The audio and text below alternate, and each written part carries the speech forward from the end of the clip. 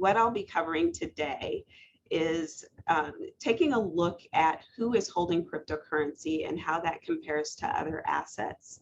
I'll delve a bit into what I identified as some of the main reasons, then talk about the risk and share my thoughts and leave you with a few available resources as we transition to the Q&A. Several recent US surveys have shown that Black and Hispanic consumers are more likely than white consumers to own cryptocurrency. For example, a 2021 Pew survey found that 18% of Black adults and 21% of Hispanic adults had invested in, traded, or used cryptocurrency, compared with just 13% of white adults.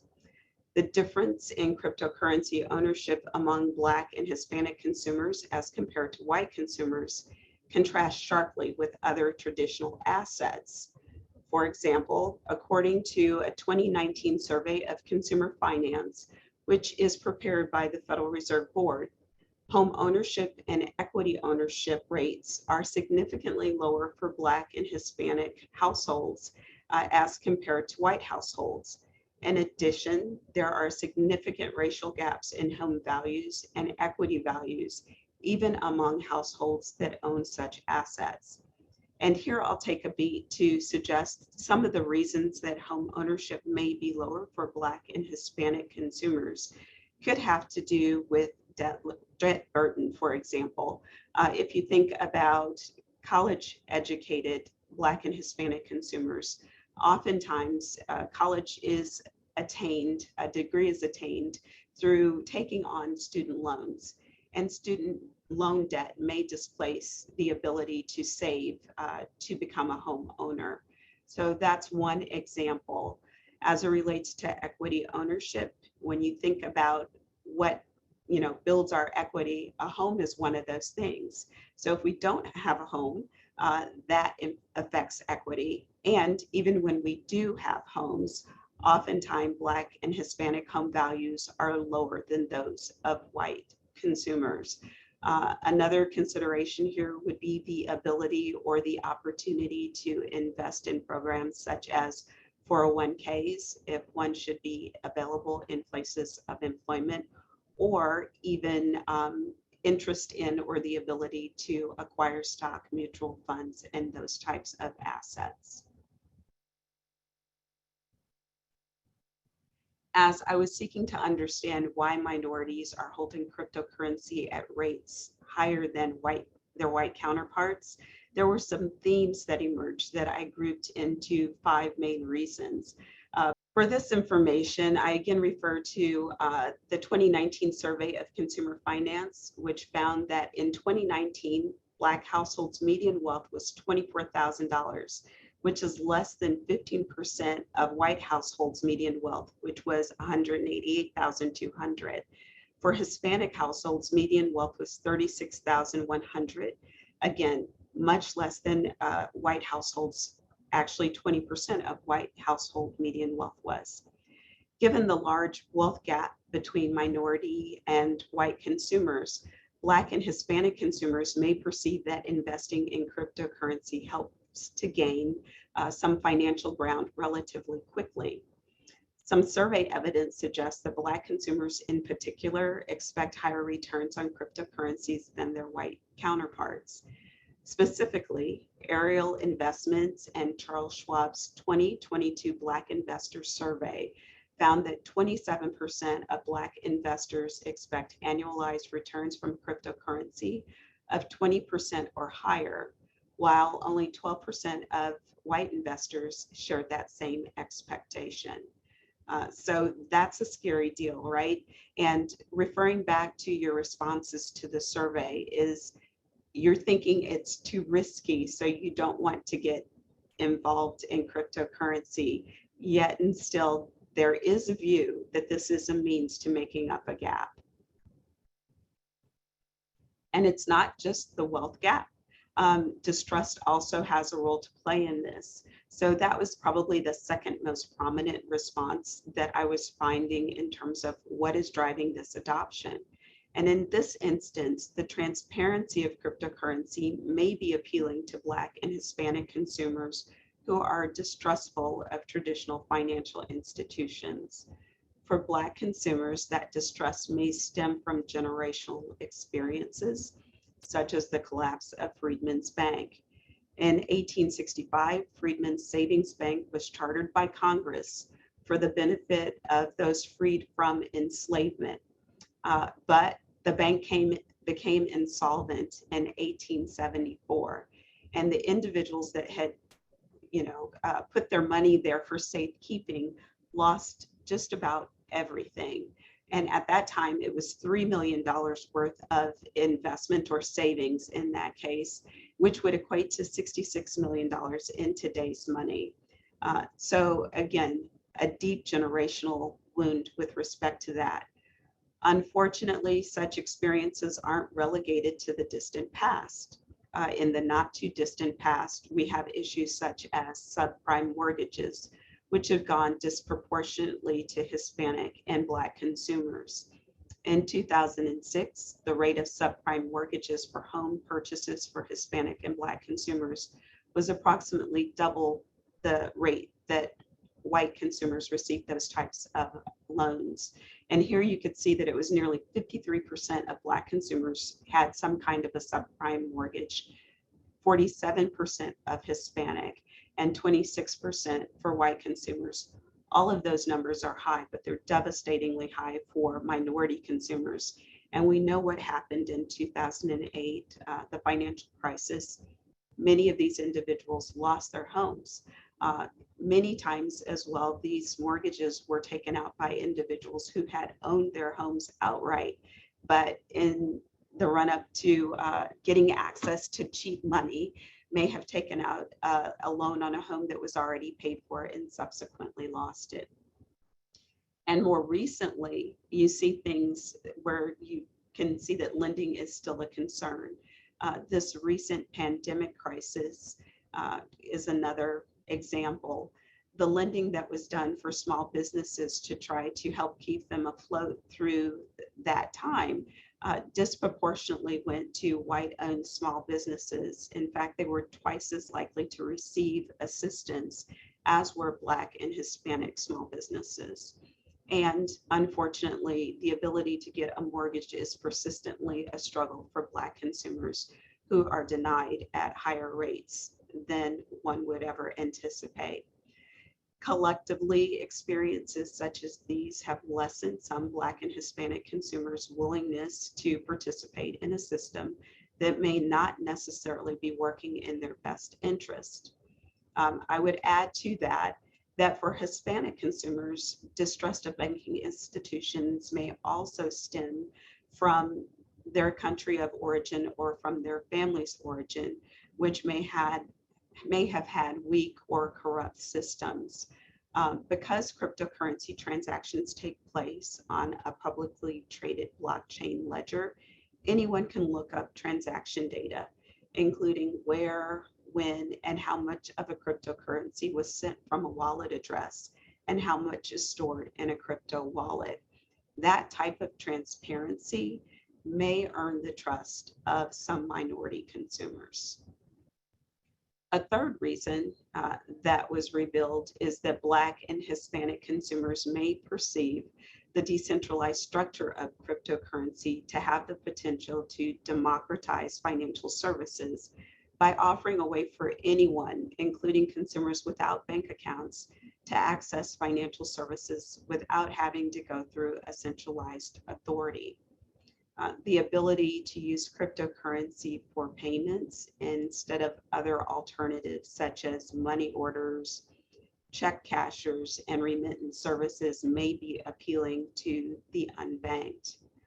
The 2021 survey of household economic decision making, which is another Board of Governors survey, found that unbanked consumers were more likely than fully banked consumers to have used cryptocurrency for payments and transfers. Many unbanked consumers are Black and Hispanic, although the unbanked rate has declined across the races for the past decade. The unbanked rate in 2019 remained much higher for Black and Hispanic households compared to white households. In addition to these reasons for potentially being attracted to blockchain, or excuse me, to cryptocurrency for purposes of transacting or for sending money to friends and family who may be in need, you have the added consideration for Hispanic consumers that regardless of their banking status, they may find cryptocurrency appealing for its ease of use to send money to family and friend, as adoption of cryptocurrency is growing in several Latin American countries, including Argentina, Cuba, El Salvador, Mexico, Paraguay, and Uruguay. A fourth consideration is that younger Black consumers may see the potential of blockchain technology even beyond its use for just cryptocurrency. Pew Research reports that more than 50% of the Black population in the United States are millennials or younger, and they're getting involved in STEM, cybersecurity, and other digital technologies. The Web3 movement, which is an effort to shift the internet towards networks based on the blockchain, has created new types of investments, such as non-fungible tokens or NFTs, and decentralized autonomous organizations or DAOs, with younger investors really driving that adoption. NFTs are digital assets that exist on the blockchain and are being leveraged by creative professionals to exercise control over their work, to more easily sell it, and to more strongly protect it against appropriation. DAOs are based on blockchain technology as well, and enable groups to come together without a central leader or a company dictating decisions. Young investors are more likely to view cryptocurrency and NFTs as legitimate growth investments, and to believe that DAOs have the potential to improve the way that companies and organizations run. The charts are again sourced from the Survey of Consumer Finance. The one on the lower left gives insights into the age and race of crypto investors. And did I say that backwards? The one on the left gives that information. The one on the right provides information about stock ownership. And if just we take a second, we can look at, for example, the orange bar on both sides of the chart that represents Black consumers. And if we hone in on the under 35 segment, you can see that just about 14% or so of Black consumers under the age of 35 are investing or have reported investing in cryptocurrency. And in contrast, if you look at that same age and race cohort for stock ownership, you see that looks like, it's roughly 7%. So about 50%. And you look at that same information for Hispanic consumers, and you see that it's hovering just above 15%, perhaps it's 16% for investing in crypto over the past year, whereas that same investment rate for stock looks like it's right about 4%. So there's some real disparities in the interests there. And from the research that I found, it would seem that the engagement with technology is a heavy consideration here. The fifth reason is culture, right? Black consumers may be influenced culturally to view cryptocurrency as a prudent investment. And here I want to offer a caveat. Throughout, I've tried to give information about Black and Hispanic consumers equally, but there's so much more research that's available for Black consumers. So that's why for this one in particular, you'll hear me speak to the Black demographic more specifically. So they may view it to be a more prudent investment. Prominent Black athletes, and here on this slide, I've shown you just a handful, right? Or just a couple. You've got Klay Thomas of the Golden State Warriors, OBJ, I don't know who he plays for anymore. He plays football. Floyd Mayweather, who's a boxer, are all, talking about crypto. In the case of the two, Klay Thomas and OBJ, they're taking part of their salary in it. The wisdom of that can be questioned. And in the case of Floyd Mayweather, he is endorsing a cryptocurrency. You see the same thing with what I'll refer to as revered celebrities. In the corner there of the slide, you see Jay-Z there with Jack Dorsey.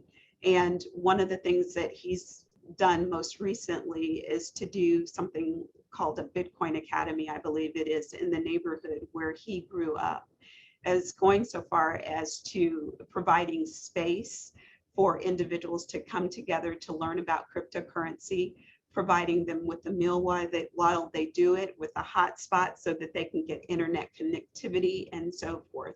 And this is for different age cohorts that he's undertaking this effort with. So you can see the influence that that may have.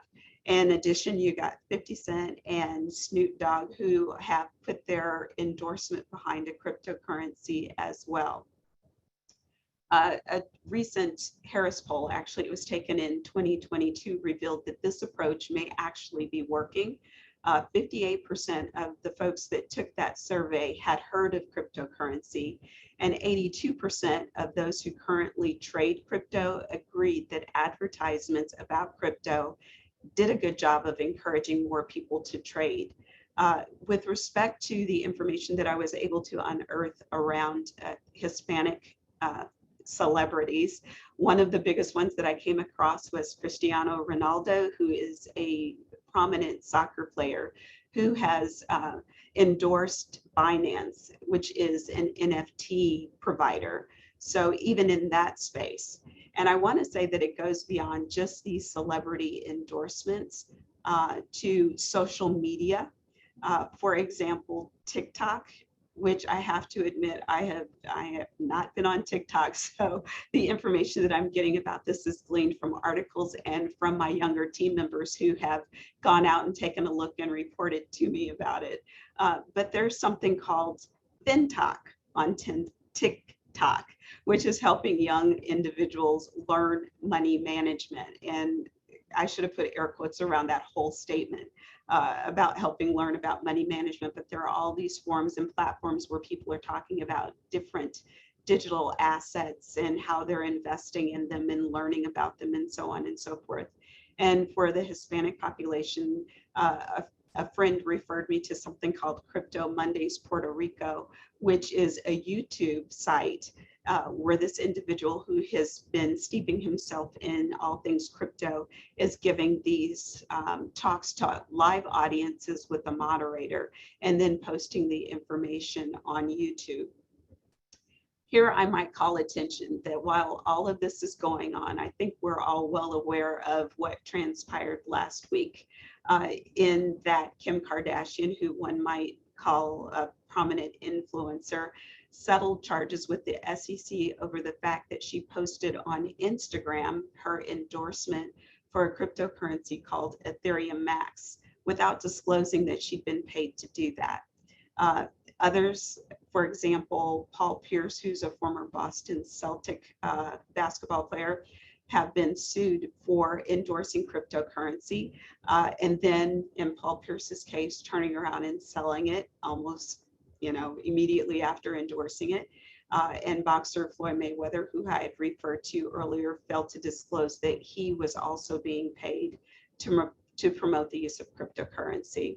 So I think it is fairly clear, and most of you all agree, that cultural influence is strong in this area. Whether that's a good thing or a bad thing, I think we can, have a further look into. So using cryptocurrency to gain financial security or to avoid interacting with centralized authorities is not without risk. Many of these we are well versed in. The one that comes immediately to mind is that crypto is highly speculative, volatile, unregulated, and backed by absolutely nothing. And while this is problematic for consumers at large, financially disadvantaged consumers are particularly vulnerable to wide fluctuations in values of cryptocurrency and the inability to easily access them. And here I would say, take for example, Bitcoin. At its peak, Bitcoin was valued at nearly $70,000 per Bitcoin. Yesterday, it closed at barely over $19,000, and at its lowest, it was just under $18,000. Now, for those who bought Bitcoin early, none of those numbers are anything to sneeze at, and it's still, great for them. But for those who chase Bitcoin on its ascent, I would venture a guess that there's some regret that's being experienced there. A second risk is that decentralization means that if you forget your password, you lose the encryption key, the exchange that you're trading on goes defunct. These are all going to result in a loss of cryptocurrency value with absolutely no recourse.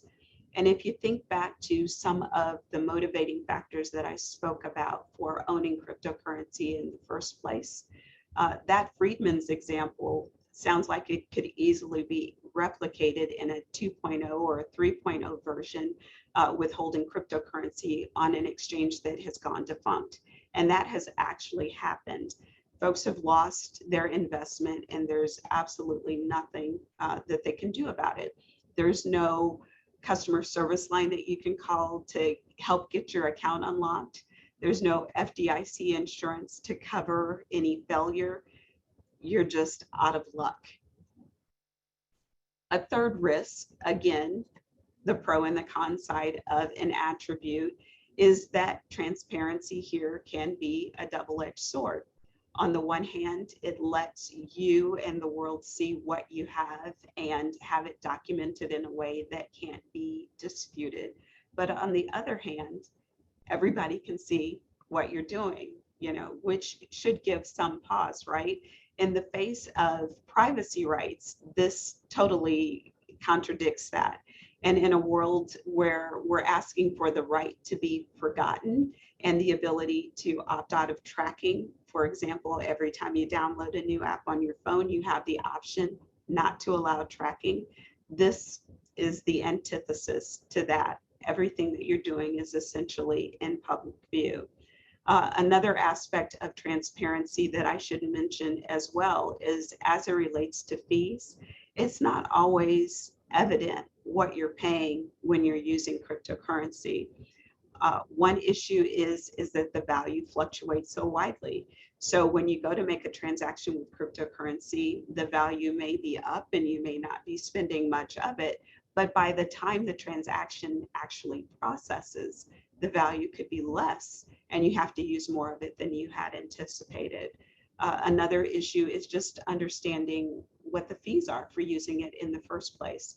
If you're making a payment or you're sending money to someone or you're just trying to deposit funds into your account, fees may vary based on the exchange that you're using and how much you're trying to transact in.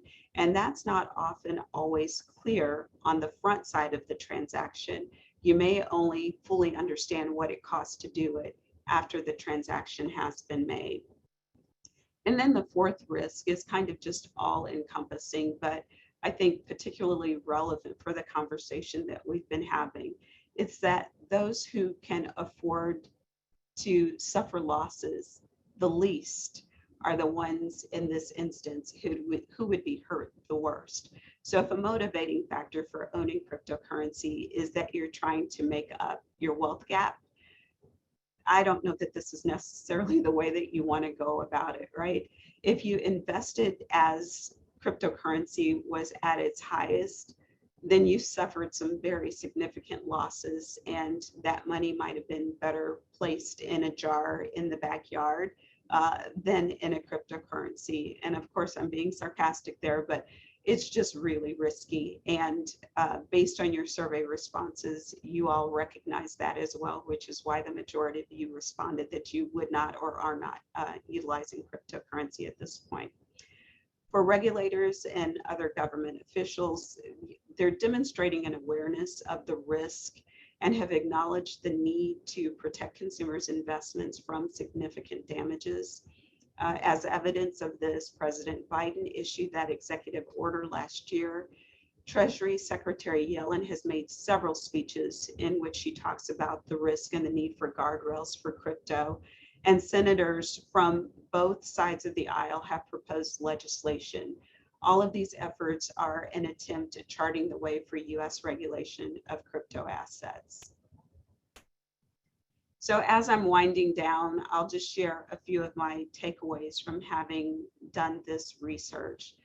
The first one is that I think that the willingness to invest in such an unproven financial asset signals the severity of the wealth gap, as well as issues of trust and access to traditional services.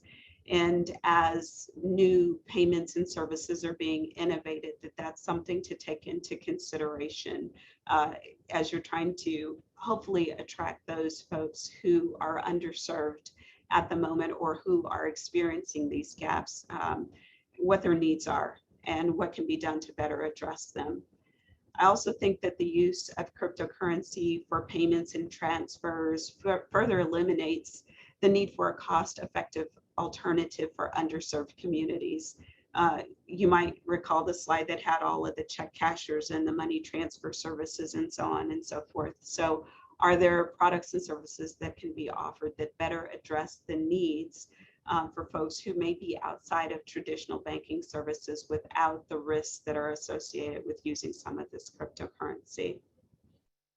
A third is that, okay, so I've said all of the maybe downsides, but I also do see some potential for cryptocurrency and or the technologies that are supporting them to address some of these gaps in financial well-being. And given the level of adoption by younger consumers and their just sheer ingenuity, I'm prepared to believe that there may be something with the technology that has something that can be leveraged for the good. And here, to harken back to my old school research, I would point to something like PayPal. And for those among us on this webinar who've been around for a while, if you think back to the late 1990s or the early 2000s, you may recall that PayPal began as a P2P electronic payment mechanism that was designed to beam payments from one BlackBerry to another. And think about how long it's been since you've even thought about a BlackBerry, and I imagine that there might be some on the webinar that don't even know what one is.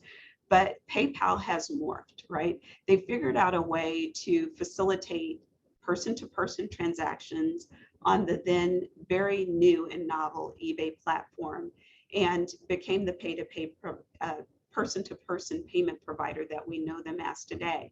And the fact of the matter is that along the way, they had developed technology that actually did enable us to bump our phones together and make person-to-person payments. That technology is no longer active.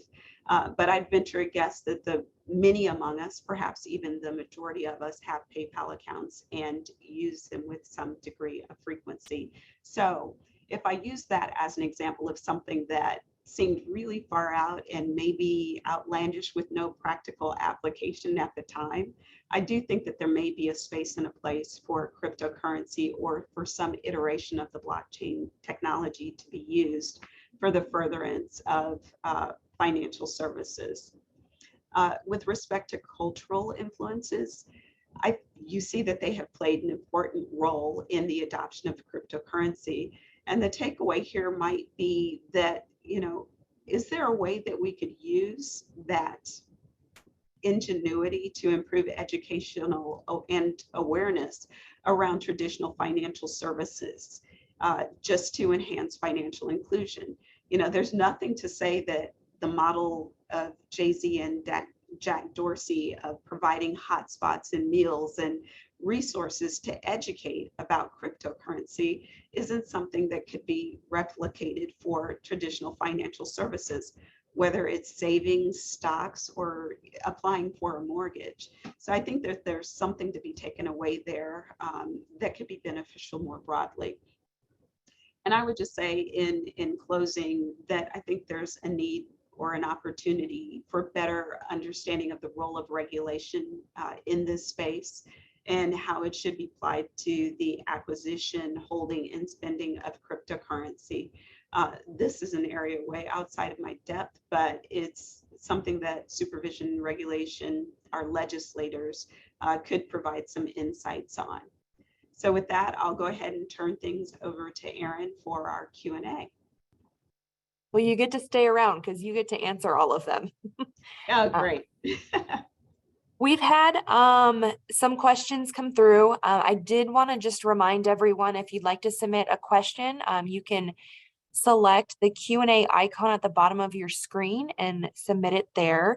I'd like to start, Terri, first with just why is the Fed interested in this type of work? Yeah, I think there are a number of reasons, one of which is what I spoke to you about, is like emerging in alternative payments. Crypto began as a payment method, not as an investment vehicle. And for one, we want to understand the technology that underlies this innovation, and then to try to understand how it's being used and whether there are some real practical applications for it. For me personally, this wasn't a topic that I was like chomping at the bit to jump into, because I have to say that my expertise is not at all in the crypto space, but it's more in the alternative payment space. But when I was hearing and being told that minority consumers were adopting this crypto at rates that were higher than non-minority consumers, I thought, no way. So of course, it then begged the question as to why this was happening. And it was just, you know, a journey to try to understand it, which also helps us to understand some of the questions that we've been asking around inclusion, how we help those who are underbanked or unbanked. And so that's why the Fed, and particularly why I am interested in the topic. Well, I'm glad you are. This is very fascinating. You did spend a lot of time talking about the cultural influences and some of the celebrities that are promoting crypto. Are they also discussing the risks associated with using cryptocurrency, or is it just what they view to be the positive side? I think we've heard more about the potential upsides of cryptocurrency than the risks themselves. And there's been much criticism in some forums around that. Because again, as the point that I made as the last risk is that the folks that could afford to lose money the least are the ones that are going to be hurt the most. And I think that, you know, for better or for worse, we're a society that tends to look up to athletes and entertainers and others as, you know, role models. And when we hear that this is a good opportunity, or that they've even gone so far as to take their own salaries in cryptocurrency, I think it does have an influence. And I don't know that any of them has spoken about the downside. I would love to hear how, for example, OBJ feels about it, because he took a good chunk of his salary in crypto. And I think that was about the time that it was hovering in the $40,000 range or so. But the fact of the matter is that those folks can probably afford to take the loss. And sometimes the loss isn't necessarily a bad thing. You can sell it and take the write-off, which might actually be beneficial in some instances for tax purposes. So no, I haven't heard a balanced conversation from influencers, you know, just more broadly about what the downsides are. And as we're talking about celebrities, you know, really educating around cryptocurrency or really any other digital assets, is there any risk with them selecting kind of one to really highlight? Like Jack Dorsey really focuses on Bitcoin specifically, you know, some might focus on NFTs. Do you think people are getting kind of a well-rounded education from the different celebrities, or should we be, if we're looking to them for information, are they really just sharing kind of one option? I think that that's probably the case. What might happen though is that for something like Bitcoin, for example, which even at $19,000 a Bitcoin is a lot of money. I mean, what fraction of a Bitcoin can you buy with $1? I can't do that math, but it could be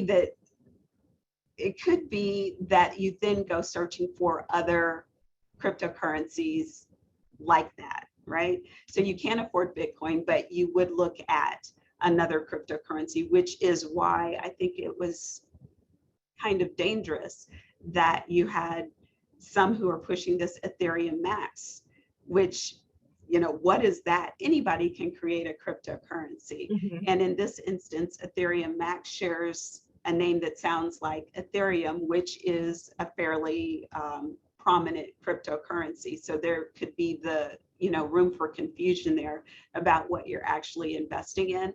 I think with anything, with crypto in particular, but with anything, whether it's stocks or purchasing a home or, choosing a financial institution to do business with, it's so important to do research, try to learn something about it, do your due diligence. And the rule of thumb that I like to operate on is that I try not to get too involved with something that I don't have experience with. So I'm kind of old school in that way and subscribe to the Warren Buffett school of investing, in that I kind of tend to go for things that I use and that I know because I have some experience with it.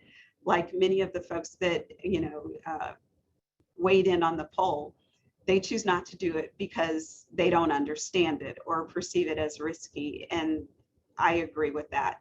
I will admit that as early on in the 2000s, as this was becoming a thing and people were looking at cryptocurrency as a payment method, I did attend a conference where it was all the hype and they had a Bitcoin ATM.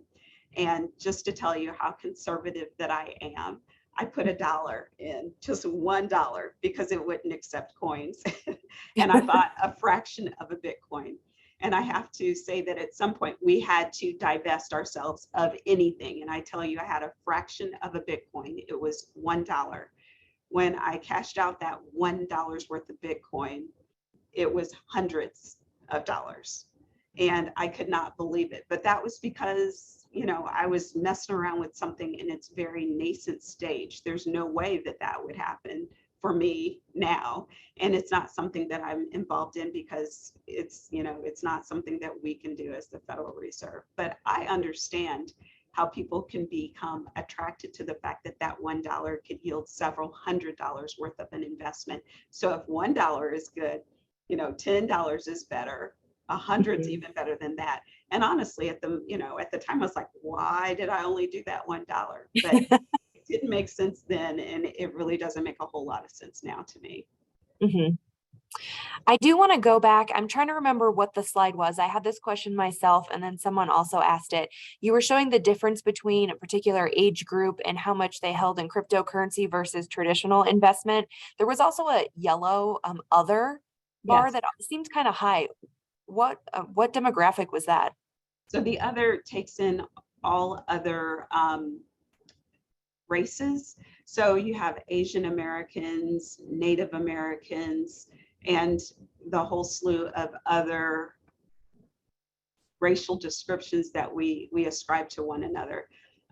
Whenever you take a look at these surveys, you'll notice that Asian American and white American investment rates, home ownership rates, tend to parallel pretty closely. So I think that that number is probably high because of that, which is why we're able to focus on Black and Hispanic as really divergent from what you might expect as we're taking a look at the work.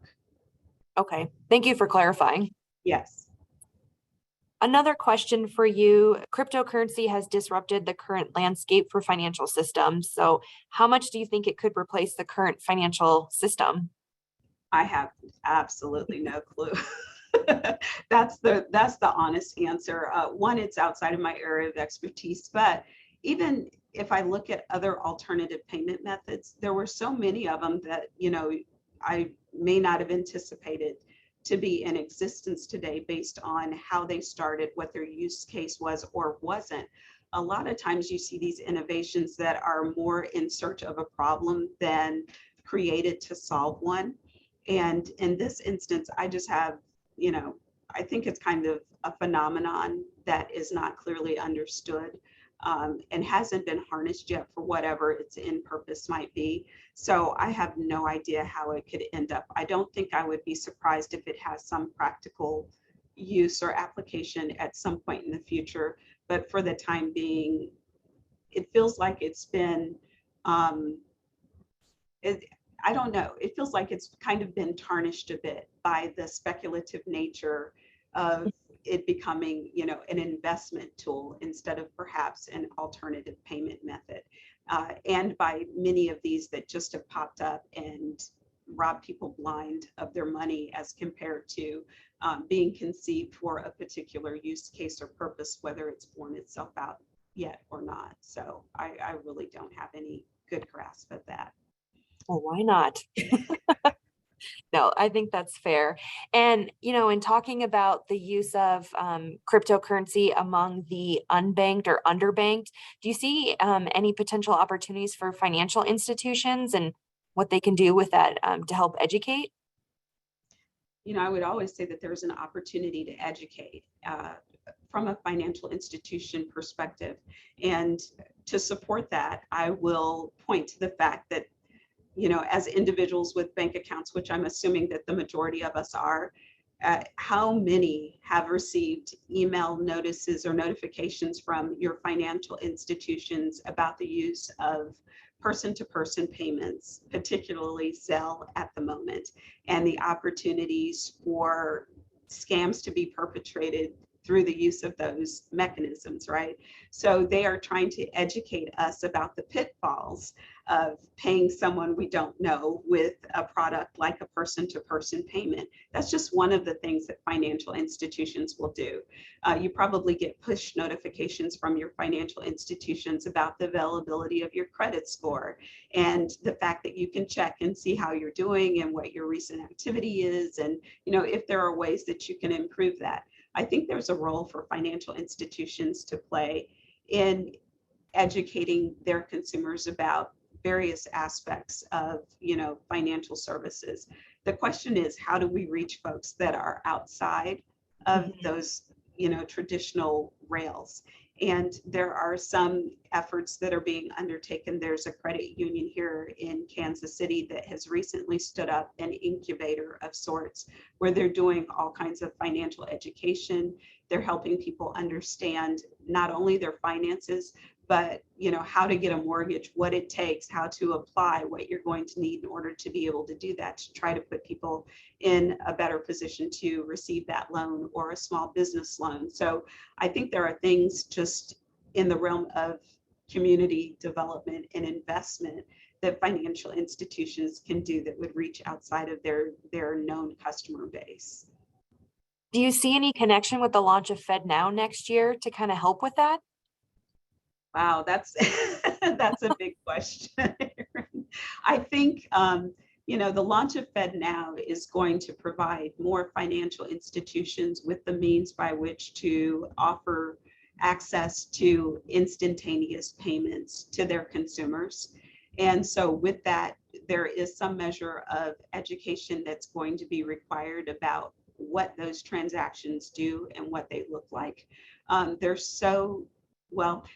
more akin to a wire in terms of being immediate and irrevocable, which is not something as consumers that we're necessarily familiar with. I think we are always buffeted by the fact that there is some recourse with the payments that we generally use. For example, if we use our debit card or our credit card and we experience a loss, our loss is capped as long as we're behaving like responsible consumers and we provide notifications in a timely manner. Or when we use the ACH, there are return rules that support disputing certain transactions, and instant payments are by and large not going to operate that way. But it's up to the bank's discretion about how they, handle their customers' concerns around that issue. So I think that there's always a need for education, and given that it's the first new rail that's being stood up in nearly 45 years, and that it's operating in a very different way in terms of how money is received, not only by the consumer, but handled on the backside by financial institutions. Some measure of engagement is going to be needed. I think it's warranted. Well, thank you for that. And I promise this last and final question will be more of a softball. Okay. Yay. You've shared a lot of great content. Are there resources that we can point attendees to on this topic or other associated topics? Can we maybe share your slides? Oh, With everyone? absolutely. Yeah, and the first resource that I provided on the slide resources page is to the actual article that was written about, in this case, it was Black consumer ownership of cryptocurrency. And with that, all of the various resources that were used to prepare the article. So I would point you to the Federal Reserve Bank of Kansas City's external webpage. And in the research publications, there are what we prepare, it's called payment system research briefings, which are hopefully easily accessible articles about topics of interest, and hopefully anyone can read and take away information from that. We also have economists on staff who are doing more rigorous work from an academic perspective around these very types of topics, including inclusion and access and different payment mechanisms and the cost of using those to consumers, to financial institutions, to the merchants that accept them. I would also refer you to the Board of Governors website, because actually in doing this research, I became acquainted with surveys that I wasn't all that familiar with, in the form of the survey of household economic decision-making and the survey of consumer finance. And these are surveys that are repeated over a period of time that provide some depth of information, and that can be, cross-cut by race, age, income level, education level, and so forth. So if that's something you're interested in, I would definitely say to hit that up as a resource as well. Okay, thank you.